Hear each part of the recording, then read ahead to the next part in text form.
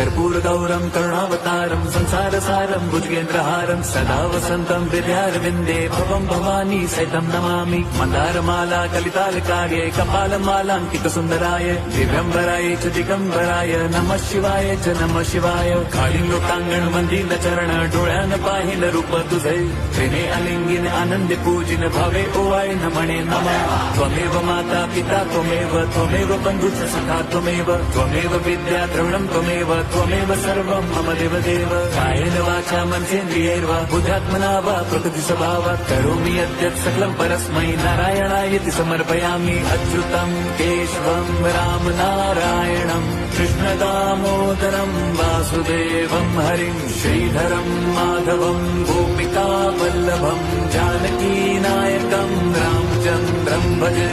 Hare Ram Ram Ram Hare Hare Hare Krishna Hare